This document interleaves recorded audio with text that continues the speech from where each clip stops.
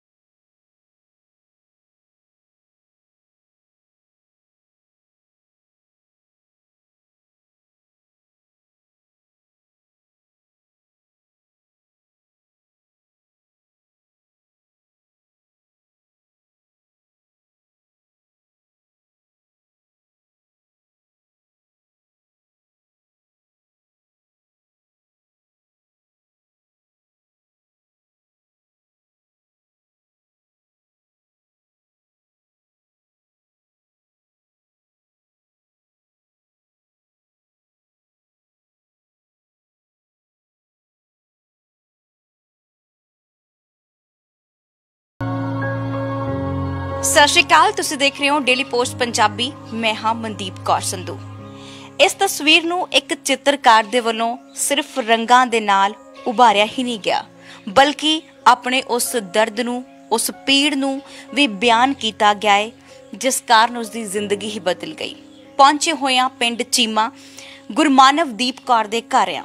गुरमानवदीप कौर दी जिंदगी पहला बड़ी खुशहाल सी। ਇਹ लड़की हसदी सी, चहलदी सी ते घर दे विच रौनकां जिहड़ियां इस लड़की दे नाल सी। शौक बड़े इहदे अवल्ले सी, पर अचानक जिंदगी एक ऐसा मोड़ लैंदी है कि इसनूं अज पेंटिंगां दे सहारे जिहड़ी अपनी जिंदगी भी जिउणी पै रही है। गुरमानवदीप कौर दी जिंदगी विच एक मोड़ किवें आउंदा है, ये तुहानूं जरूर दसांगे। पर इस वेले दसदे चलदे हैं कि गुरमानवदीप दीयां तस्वीरां जिहड़ियां पेंटिंगां बनाईयां होईयां ने बहुत ही खूबसूरत ने। हर एक चित्र दे विच बड़ी बाखूबी दे नाल उस दर्द नूं बयान किया गया है जिस नूं अज मानव अपने पिंडे ते हंडा रही है। मेरे नाल गुरमानव मौजूद ने, नाल दादी जी भी मौजूद ने। गुरमानव दे बारे में दसना चाहांगी कि अज इसनूं ब्रेन ट्यूमर है, हालांकि 4 ऑपरेशन भी गुरमानव दे हो चुके ने, पर गुरमानव अपनी जिंदगी दे विच इसनूं बहुत ही बखूबी दे नाल इसनूं लड़ रही है, हिम्मत नहीं हारती।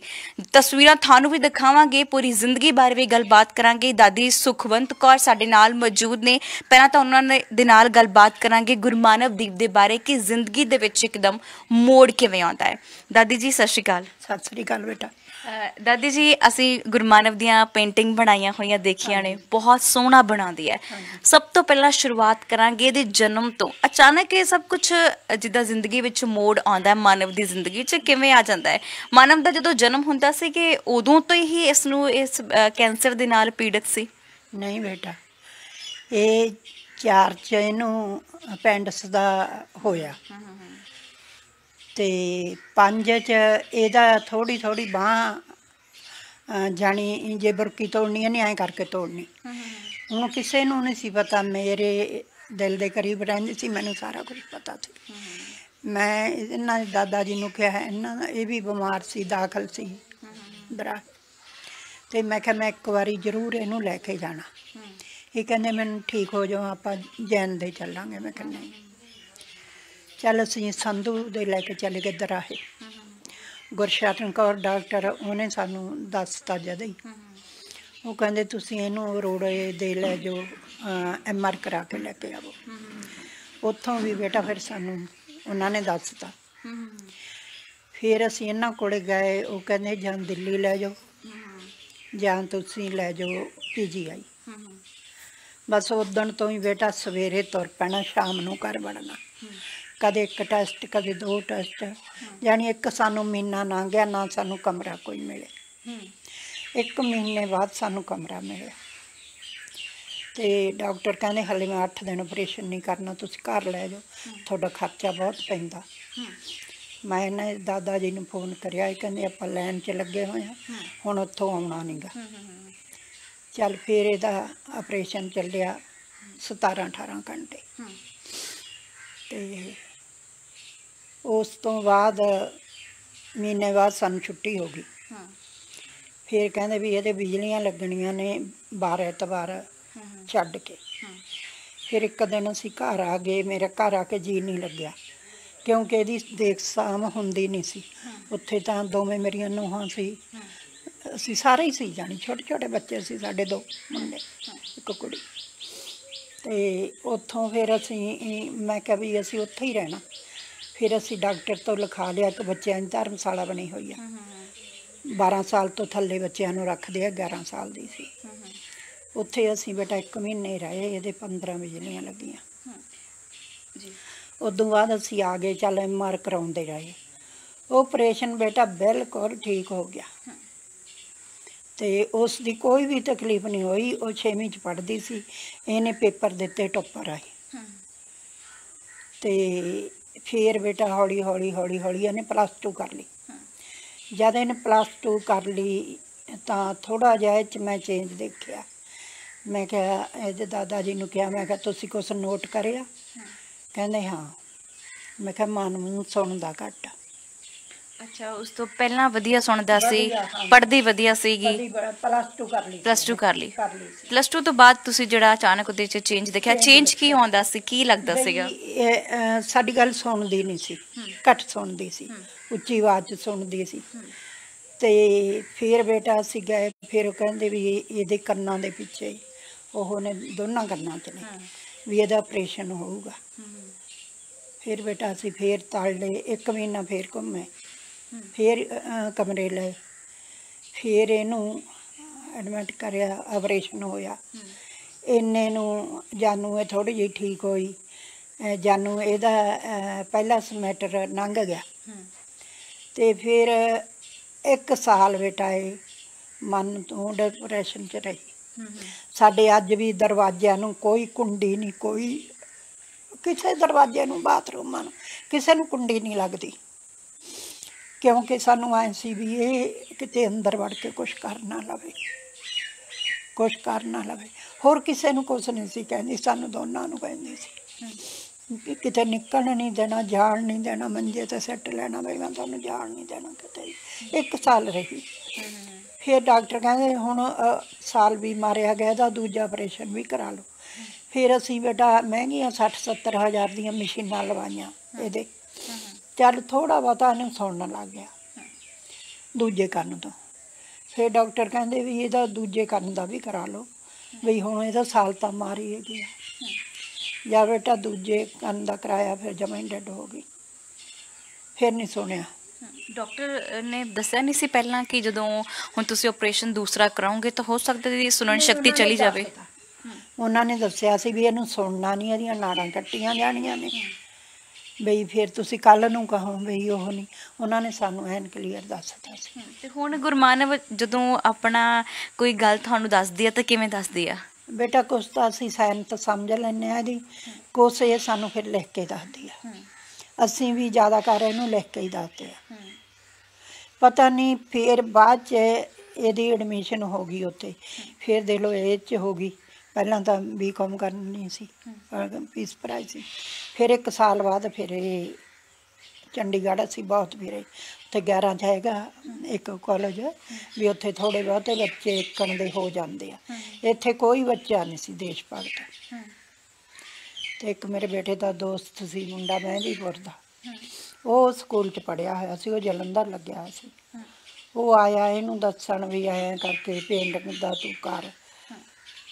ਅਤੇ ਫਿਰ ਕੁਦਰਤੀ ਉਹਦੀ ਬਦਲੀ ਇੱਥੇ ਕਰਾ ਲਈ ਉਹਨੇ ਦੇਸ਼ ਭਗਤ। ਫਿਰ ਉਹ ਕਹਿੰਦਾ ਅੰਕਲ ਜੀ ਤੁਸੀਂ ਉਰੇ ਆਵੋ।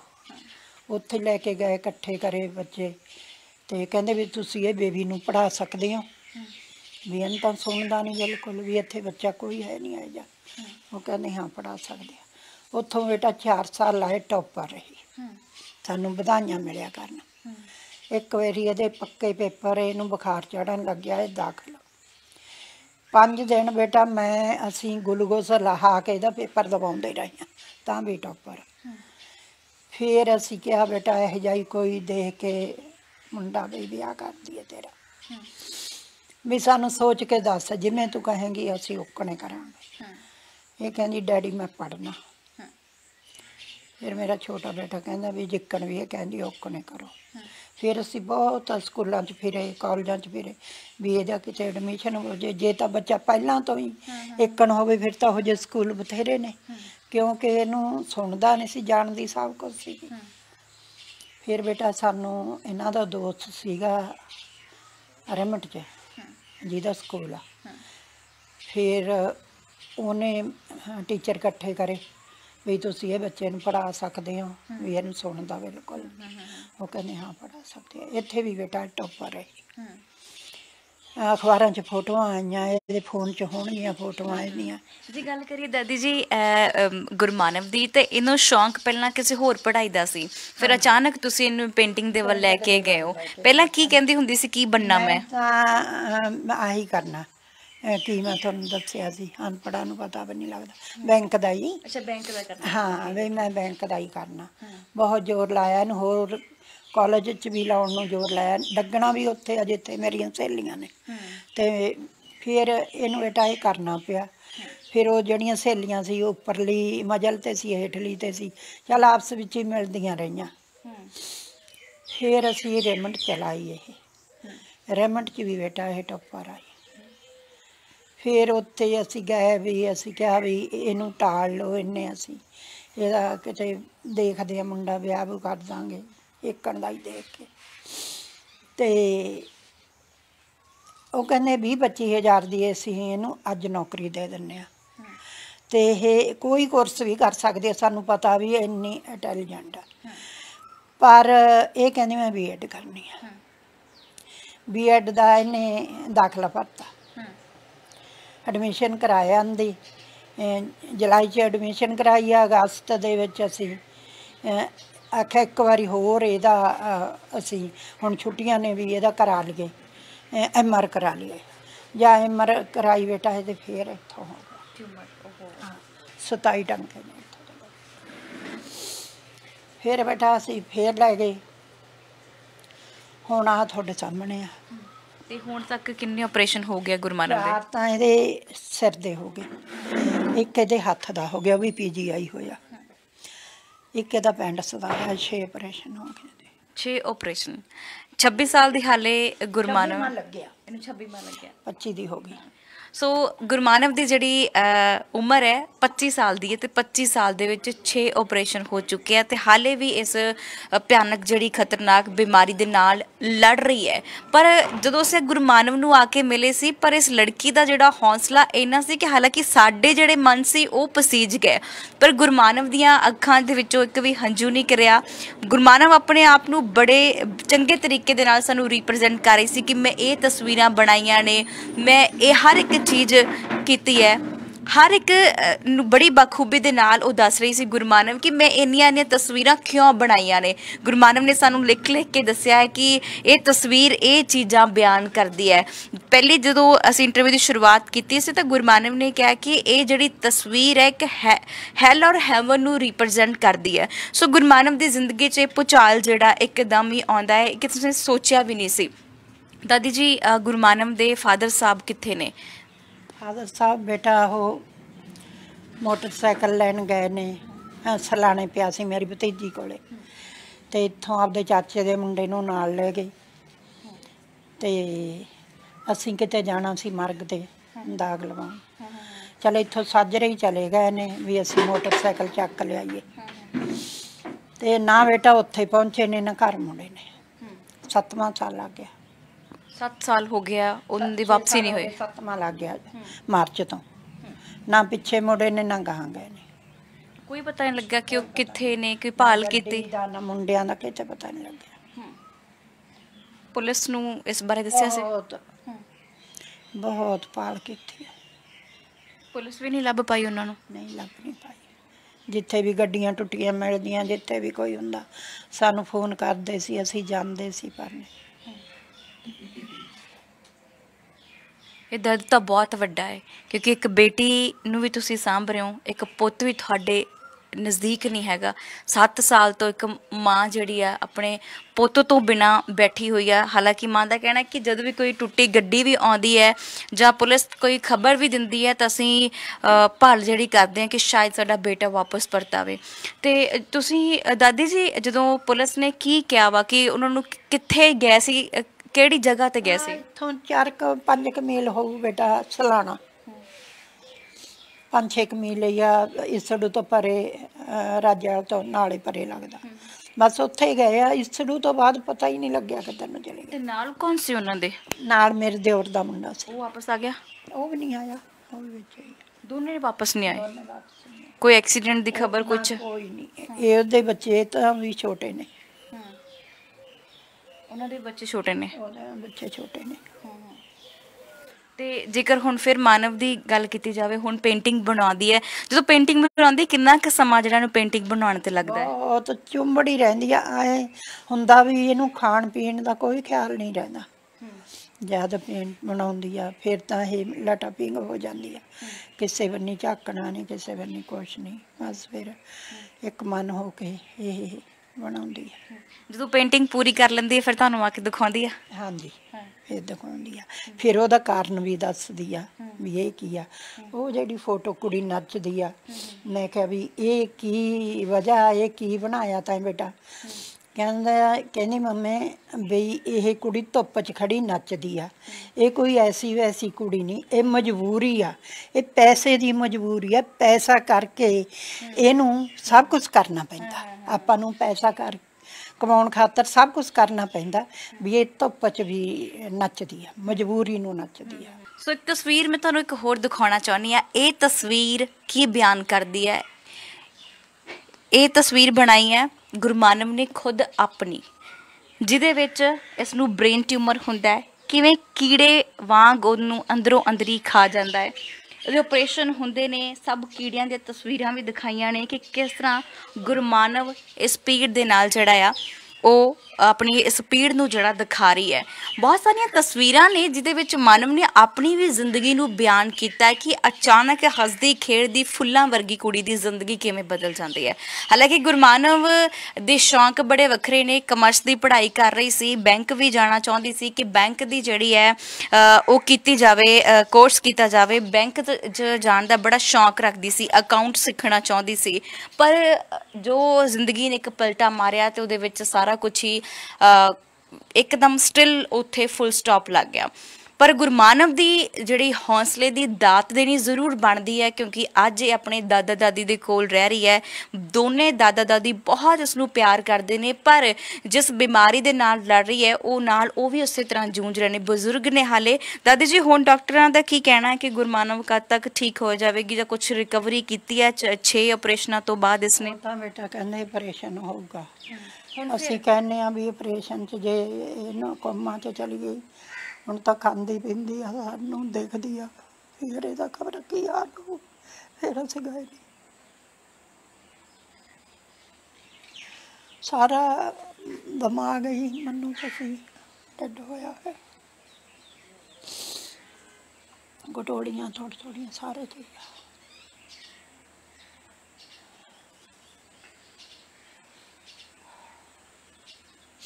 ਨਾ ਇਹ ਇੰਜ ਡਿੱਗਦੀ ਆ, ਨਾ ਇਹਨੂੰ ਹਾਸਾ ਆਉਂਦਾ। ਹਾਸਾ ਵੀ ਨਹੀਂ ਆਉਂਦਾ, ਇੰਜ ਵੀ ਨਹੀਂ ਡਿੱਗਦੀ।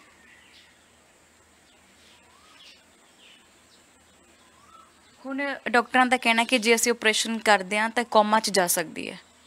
ਉਹ ਤਾਂ ਪਹਿਲਾਂ ਹੀ ਕਹਿੰਦੇ ਸੀ ਕੋਮਾ 'ਚ ਜਾ ਸਕਦੀ ਆ। ਹੁਣ ਅਸੀਂ ਉਹ ਨਹੀਂ ਗਏ ਬੇਟਾ, ਵੀ ਕਿਉਂ ਇਹਨੂੰ ਥਾਂ ਥਾਂ ਤੋਂ ਪੜਵਾਉਣਾ। ਹੁਣ ਤੁਸੀਂ ਦੇਖ ਲਓ, ਅੱਧੇ ਸਿਰ ਤੱਕ 4 ਆਪਰੇਸ਼ਨ ਹੋਏ ਹੋਏ ਨੇ ਸਿਰ ਦੇ। ਪਹਿਲਾਂ ਦੇਖ ਲਓ ਕੰਨਾਂ ਤੋਂ ਗਈ, ਹੁਣ ਬੋਲਣ ਤੋਂ ਵੀ ਗਈ। ਫਿਰ ਜੇ ਹੋਰ ਕਰਾਵਾਂਗੇ ਫਿਰ ਹੋ ਸਕਦਾ ਮੰਜੇ 'ਤੇ ਪੈ ਜਾਵੇ, ਕੋਮਾ 'ਚ ਚਲੀ ਜਾਵੇ। 15 ਸਾਲ ਹੋ ਗਏ ਸਾਨੂੰ ਲੜਦਿਆਂ ਨੂੰ। 15 ਸਾਲ ਬਹੁਤ ਵੱਡੀ ਕਹਾਣੀ ਬਣ ਜਾਂਦੀ।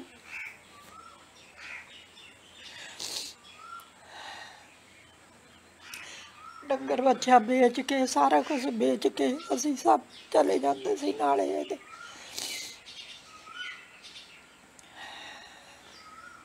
ਪਿੰਡ 'ਚ ਸਾਰੇ ਕਹਿੰਦੇ ਨੇ, ਕਹਿੰਦੇ ਇਹਨਾਂ ਦਾ ਕੋਈ ਪੁੱਤ ਦਾ ਇਲਾਜ ਵੀ ਨਹੀਂ ਕਰਾ ਸਕਦਾ ਜਿੰਨਾ ਇਹ ਲਈ ਫਿਰਦੇ। ਇਹ ਵੀ ਨਾਲ ਹੀ ਹੁੰਦੇ ਸੀ, ਪਿੰਦਰ ਹੋਣੇ ਵੀ ਪਹਿਲੀ ਵਾਰੀ ਦਾ।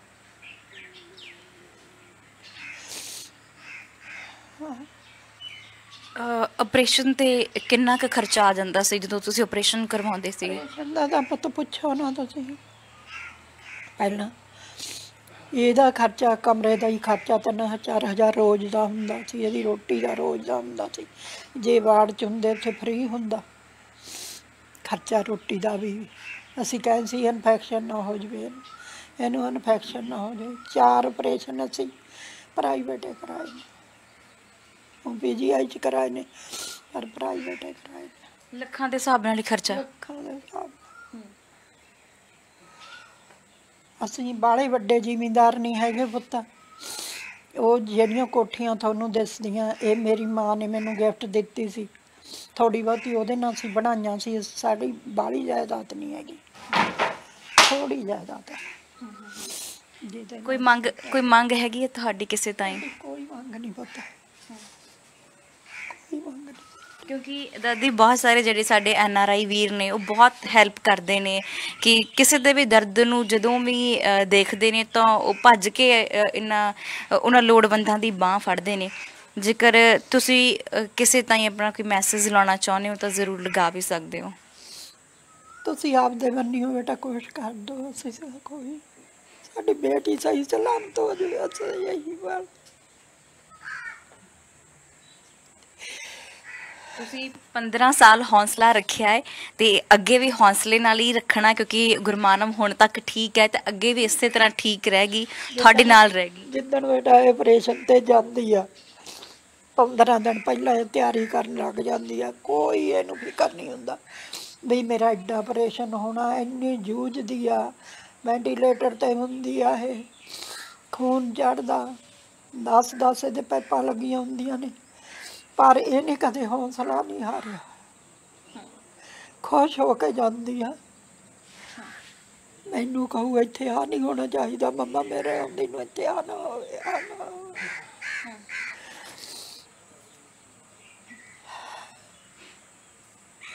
ਦੇਖੋ ਗੁਰਮਾਨਵ ਇੰਨਾ ਹੌਸਲਾ ਰੱਖ ਰਹੀ ਹੈ ਤਾਂ ਤੁਹਾਨੂੰ ਵੀ ਅੱਜ ਹੌਸਲਾ ਰੱਖਣਾ ਪੈਣਾ ਹੈ। ਸੋ ਇੱਧਰ ਸਾਡੇ ਨਾਲ ਇਹਨਾਂ ਦੇ ਦਾਦਾ ਜੀ ਵੀ ਬੈਠੇ ਹੋਏ ਨੇ। ਇੱਕ ਤਸਵੀਰ ਅਸੀਂ, ਕਿਉਂਕਿ ਦਾਦਾ ਜੀ ਦੀ ਅੱਖਾਂ 'ਚੋਂ ਵੀ ਹੰਝੂ ਨੇ, ਕਿਉਂਕਿ ਪੋਤੀ ਨੂੰ ਬੜੇ ਚਾਵਾਂ ਦੇ ਨਾਲ ਤੇ ਲਾਡਾਂ ਦੇ ਨਾਲ ਪਾਲਿਆ। ਦਾਦਾ ਜੀ ਸਵਾਲ ਤੁਹਾਨੂੰ ਕਰ ਲੈਂਦੇ ਆ ਕਿ ਇਹ ਸ਼ਰਾਰਤੀ ਕਿੰਨੇ ਕੁ ਸੀਗੀ? ਸ਼ਰਾਰਤੀ ਕਿੰਨੇ ਕੁ? ਬਹੁਤ ਸ਼ਰਾਰਤਾਂ ਤੇਜ਼ ਆ ਦਿਮਾਗੀ ਤੌਰ ਤੇ ਬੜੀ ਹੁੰਦੜਹੇਲ ਸੀ ਤੇ ਰੱਬੋਂ ਇਹੋ ਜਿਹੀਆਂ ਗੱਲਾਂ ਹੁੰਦੀਆਂ ਰਹੀਆਂ। ਬਸ ਤੁਹਾਡੇ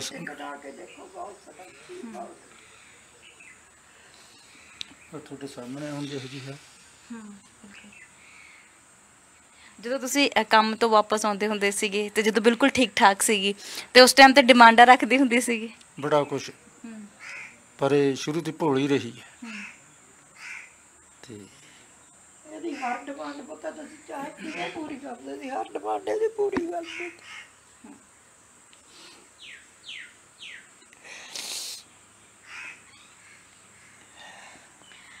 ਬਿਲਕੁਲ ਜੀ। ਗੁਰਮਾਨਵ ਹਾਲੇ ਵੀ ਇਸ ਬਿਮਾਰੀ ਦੇ ਨਾਲ ਜੂਝ ਰਹੀ ਹੈ, ਬ੍ਰੇਨ ਟਿਊਮਰ ਦੇ ਨਾਲ ਜੂਝ ਰਹੀ ਹੈ ਗੁਰਮਾਨਵ। ਹਾਲਾਂਕਿ 6 ਆਪਰੇਸ਼ਨ ਗੁਰਮਾਨਵ ਦੇ ਹੋ ਚੁੱਕੇ ਨੇ। ਤਸਵੀਰ ਤੁਸੀਂ ਮੇਰੇ ਨਾਲ ਗੁਰਮਾਨਵ ਦੀ ਦੇਖ ਵੀ ਸਕਦੇ ਹੋ ਕਿ ਹਾਲੇ ਵੀ ਬਹੁਤ ਹੌਸਲੇ ਵਾਲੀ ਲੜਕੀ ਹੈ। ਹੱਥਾਂ 'ਚ ਇਹਦੇ ਪੇਂਟਿੰਗ ਵਾਲੇ ਉਹ ਬ੍ਰਸ਼ ਵੀ ਫੜੇ ਹੋਏ ਨੇ। ਤਸਵੀਰਾਂ ਤੁਹਾਨੂੰ ਕੱਲੀਆਂ ਅਸੀਂ ਪਹਿਲਾਂ ਵੀ ਦਿਖਾ ਚੁੱਕੇ ਹਾਂ ਕਿ ਇਹ ਕਿੰਨੀਆਂ ਸੋਹਣੀਆਂ ਤਸਵੀਰਾਂ ਨੇ ਜੋ ਇਹ ਬਣਾਉਂਦੀ ਹੈ। ਅੱਜ ਇੰਟਰਵਿਊ ਦੌਰਾਨ ਸਾਡਾ ਵੀ ਮਨ ਪਸੀਜ ਗਿਆ ਜਿਸ ਤਰ੍ਹਾਂ ਇਹ ਦਾਦਾ ਦਾਦੀ ਇਸ ਨੂੰ ਸੰਭਾਲ ਰਹੇ ਨੇ। ਉਹਨਾਂ ਦਾ ਅੱਜ ਇਮੋਸ਼ਨਲ ਹੋਣਾ ਸੁਭਾਵਿਕ ਸੀ, ਕਿਉਂਕਿ ਇਸ ਦਰਦ ਨੂੰ ਜੋ ਬਿਆਨ ਕਰਦੇ ਨੇ, ਕਿਉਂਕਿ 15 ਸਾਲ ਜ਼ਿੰਦਗੀ ਥੋੜੀ ਨਹੀਂ ਹੁੰਦੀ। 15 ਸਾਲ ਇੱਕ ਬਿਮਾਰੀ ਦੇ ਨਾਲ ਇੱਕ ਬੱਚਾ ਲੜ ਰਿਹਾ ਘਰ ਦੇ ਵਿੱਚ।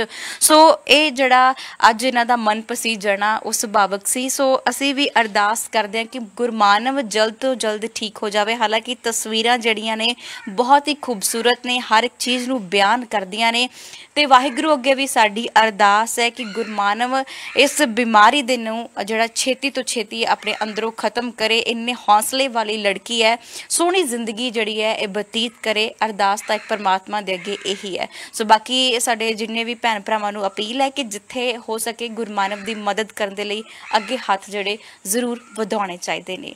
ਸਹਿਯੋਗੀ ਸਾਥੀ ਜਗਰੂਪ ਸਿੰਘ ਦੇ ਨਾਲ ਮਨਦੀਪ ਕੌਰ ਸੰਧੂ। ਸਤਿ ਸ਼੍ਰੀ ਅਕਾਲ। ਸਤਿ ਸ਼੍ਰੀ ਅਕਾਲ।